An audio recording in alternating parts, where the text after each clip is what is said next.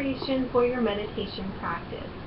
If there's nothing else that you end up doing to prepare for these practices that we're going to be doing over the next few weeks, at the very least, I just want you to take some time before you start your meditation to just honor the meditation practice that you're about to start. Just treat it with respect, treat it as something sacred, and just step into your meditation with that honor and that presence in your intention of what you're going to be practicing.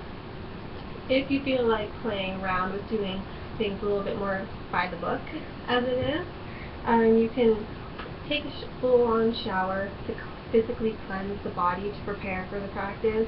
If that's too much for you, depending on like what time of your day you're practicing, you could just simply wash your face or wash your hands to just enter into this mental and physical space of respect. And then you choose a space to practice. So maybe you have, a meditation garden that you can prepare in your backyard if you have one. I don't. So maybe you have something like that. Maybe it's a whole room. Instead of having like a gym, you have a meditation room in your house. A lot of us don't have excess space like that, and if you're like me and you don't, it's just something simple that traditionally that we do is just creating an altar.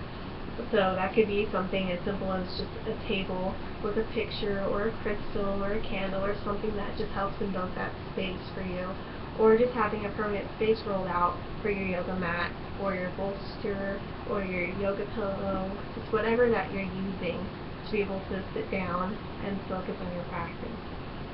And those are very, very simple things. There are several more traditional ways to enter into your space. If you're curious about them, you can always look them up. Meditation for the Love of It, Sally Kempton, or Googling it, I suppose. There are several things that people do. They invoke the power of the guru, they ask permission from the four corners, north, east, south, west. There are several things that people get into for the meditation, but what I want us to focus on is just entering into it with honor, and just finding a space where you can turn off your cell phone, turn off the TV, let go of as many outside distractions as you can.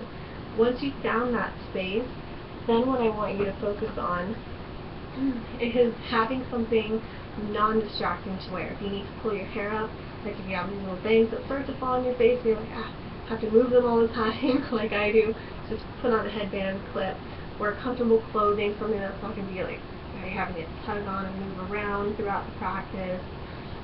So, because the whole point of meditation is to be able to sit there and focus and turn inward, and we don't want to be overly distracted by the sound of our cell phone and going, ooh, who's calling me? And we break away, or, oh my gosh, my socks are just rolling around, they're driving me nuts. Well, if they're driving you nuts, maybe just go barefoot.